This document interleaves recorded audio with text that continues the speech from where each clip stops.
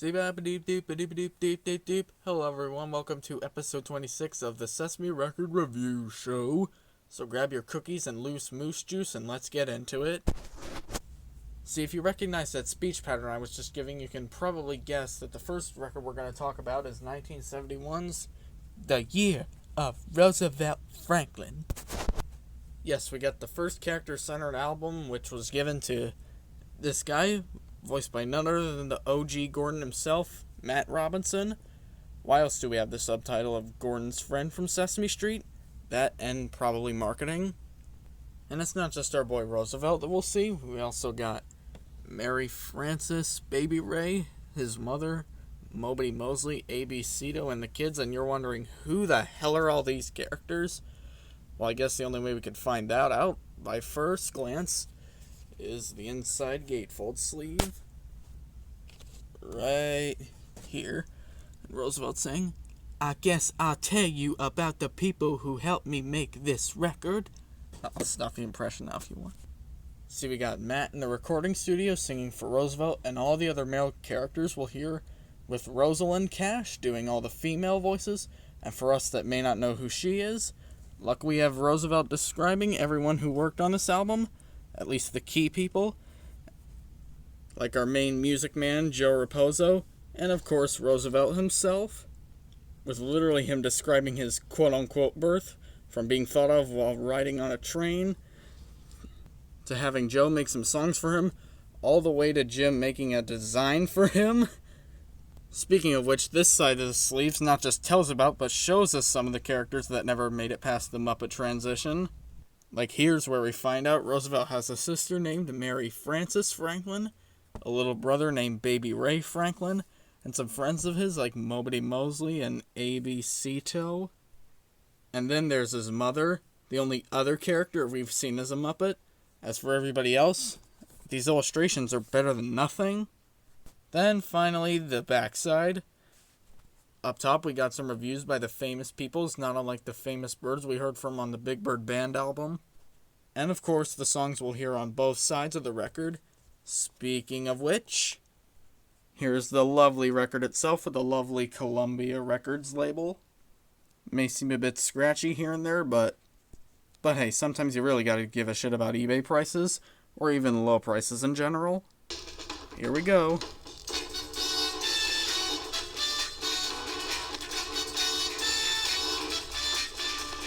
See already, some scratches. It's Roosevelt Franklin, and I live on Sesame Street.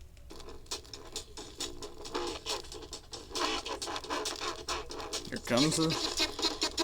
Somebody call me by my first name first and my second name second. Yes, somebody get now look, it's that time you got here. Come on, we got to go with these numbers. Roosevelt Franklin, how old are you? Now, I used to be one, now I'm going on two. What you gonna do when you get to three? I'm gonna live my daddy right in me. It should be noted that only 3 of these songs were done on the real show, previously in season 1. And at least 2 of the songs back then, Roosevelt was using like this deep voice. Now he's just using his regular voice for these. Now, I know somebody who knows all the months of the year, and his name is Moby Mosley.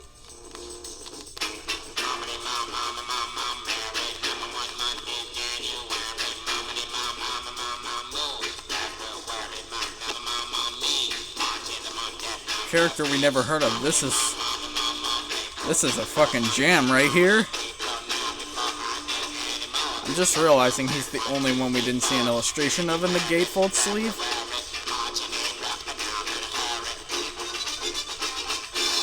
Roosevelt knows his numbers and his days of the week, and Moby Mosley, he knows his months. And I It's kind of confusing when he's given 2 characters the same voice. It's not... Roosevelt taught me to do when something was hard for me to learn. Pay attention. All right.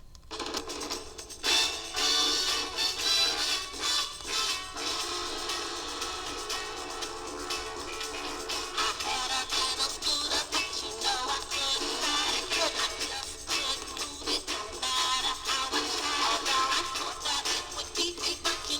two characters having the same voice is one thing. Singing is probably another. And this is pretty good, not gonna lie.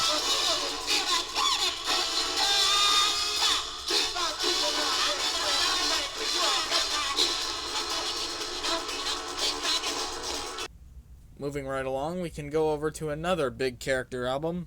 Over a decade later, in 1983, we have The Gang Is All Here, which this front cover additionally details as an original cast recording from TV Sesame Street.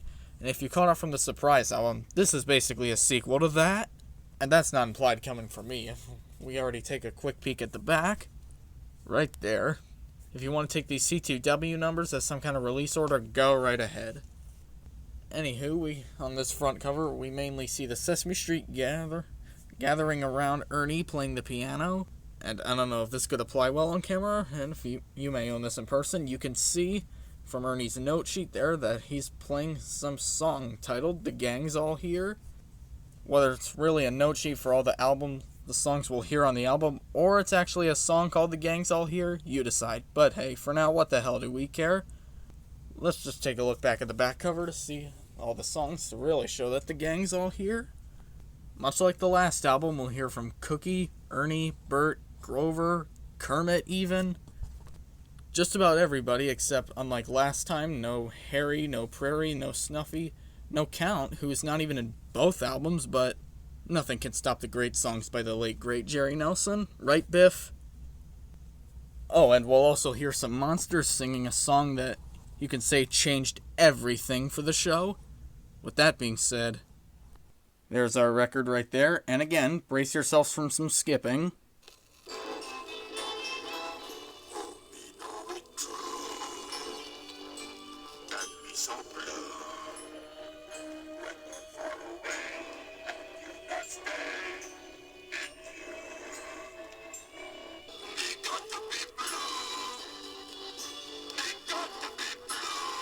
Very sweet song. You'd be surprised it's not saved for the very end. But luckily some later albums went that approach. How could you never accept this song? See, Cookie? It's important to realize who you are on the outside.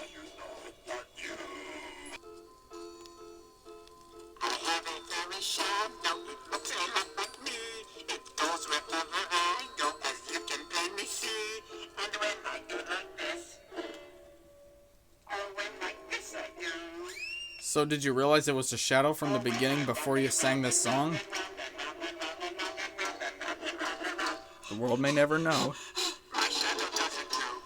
As long as he knows.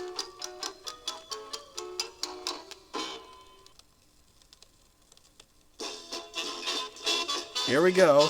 Why did this song change everything again?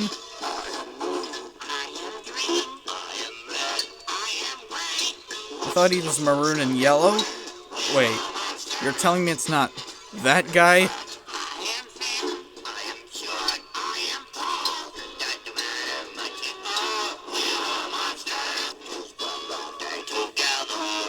Wait, you're telling me Jerry's providing the voice for her?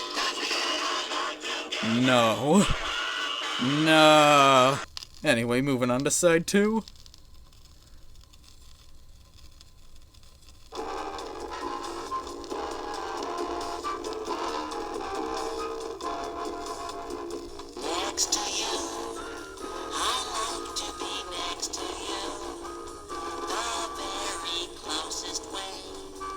Oh yeah, I forgot. Like I said in the surprise video, this audio only from songs taken directly from the show.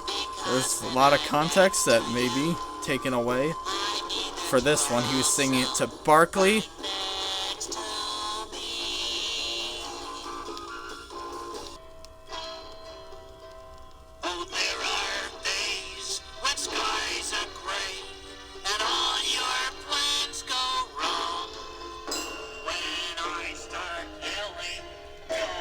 See if you may recognize this song. You'll find out that this is actually the original version.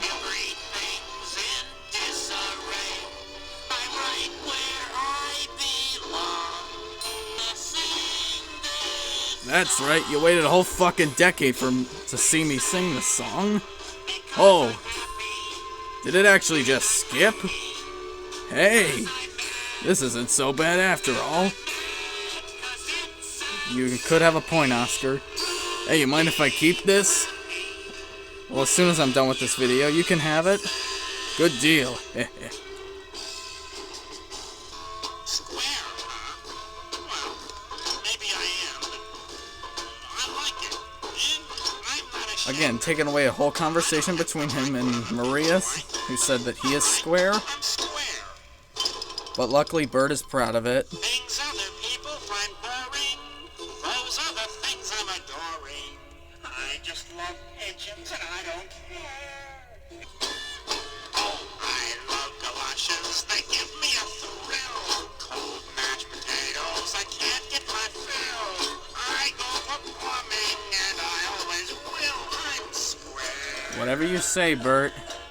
I'm square. But now it's time for Ernie to even things up. Come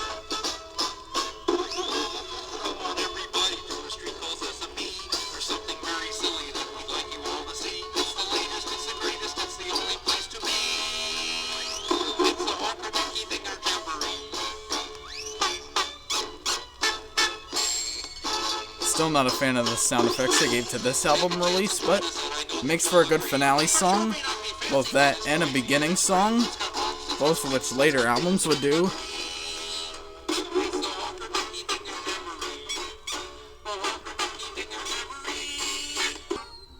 Well, that wraps up today's edition of Sesame Record Reviews. And no, I didn't forget to mention that these are the first 2 records I got in 2022. But I should also warn you that there will be far less 2, 3-in-1s, and the collection starts increasing less and less, if that makes sense. Well, whichever record we'll talk about next, I'll make sure you're always staying tuned. And until next time,